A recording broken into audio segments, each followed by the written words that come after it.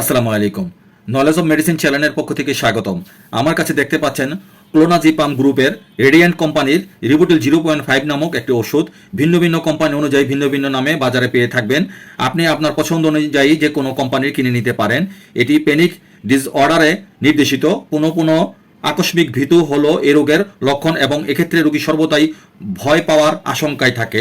এটি এককভাবে বা অন্যান্য ওষুধের সাথে লেনক্স গ্যাসুট সিন্ড্রোম এবং মোওক্লোনিক সিজারের চিকিৎসায় নির্দেশিত।